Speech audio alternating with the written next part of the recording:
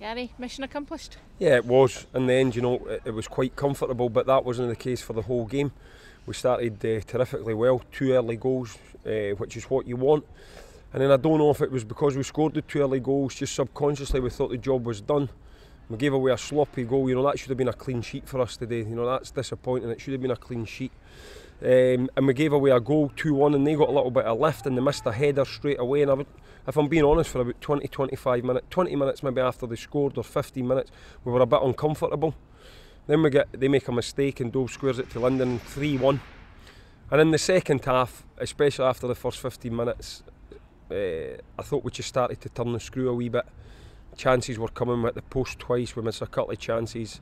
Scott scores a fantastic goal with his weaker foot. And I think in the end the scoreline was probably about right, 4-1. I think if the ones that had hit the post had went in and had ended up being 7 or 8-1, I don't think that would have been fair in Formartine, because they stuck at it. They showed a real togetherness for going 2-0 down so early to stay in the game, and they caused us a couple of problems in the first half. That period where they were sort of causing problems, do you think that was down to what happened last week? Was that just a wee bit of nervousness within the stadium? I think if we're all being honest, we'll all probably have thought to ourselves, oh no, what's got to happen here after last week? And it did rock us, but credit to the players, they got through it after the 15 minutes and we got a goal with the front two, who were a handful today. We swapped them about a wee bit. We played London as the main striker with Stephen in behind, where it's been vice versa for most of the season, but that worked. And so I was delighted that they got a couple of goals, delighted that Scott scored. I thought Scott was probably our man of the match today. I thought his performance was excellent.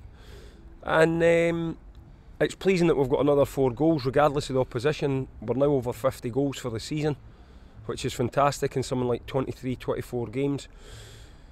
And it just gets me, I'm still, thinking about last week's game.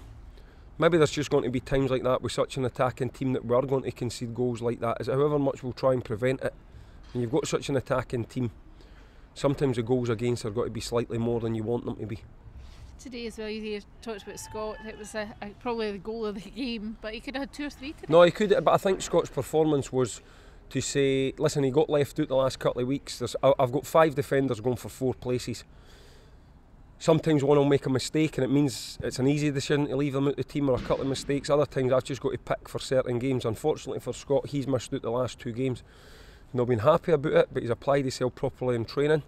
His attitude's been right.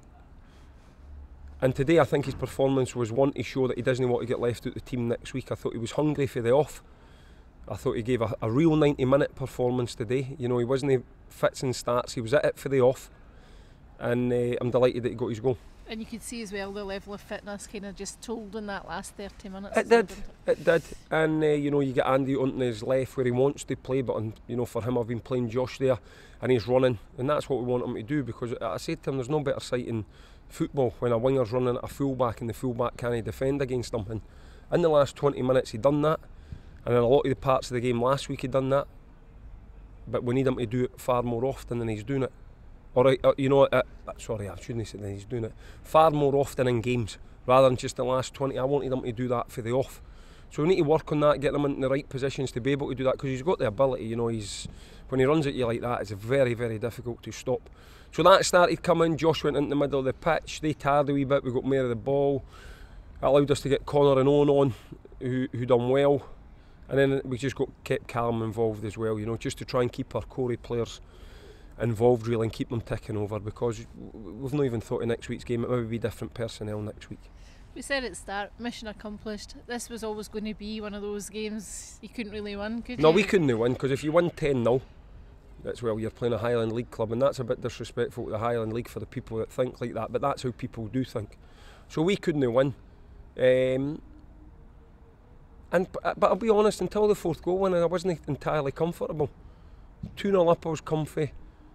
2-1, no. 3-1, 4-1, I started to relax a little bit. But as I say, all in all, the lads have done their jobs. We said, one thing I would say about the players is, what you can say about the performance for 20 minutes in the first half, it maybe was slack or off, but it wasn't through disrespecting Formartine. We were at it.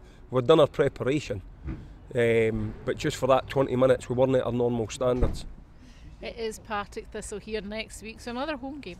Yeah, and listen, a few draws, but we've not lost 2 minutes. I think I looked, maybe only once in the last 7 that we've lost at home. So we want to keep that going. It's a big game for both clubs. We want to try and get 3 points to get closer to the teams in the playoff, and if we do that, we open up a bigger gap against the teams below us, such as Partick. Partick will be wanting to get their first one under their new manager, and they'll be wanting to try and claw back how far away they are on the team. They claw back the distance with the teams above them. So it's got to be a difficult game. I've actually watched their last 2 games through different things. I watched their game against Inverness for our preparation for Inverness. They've played really well.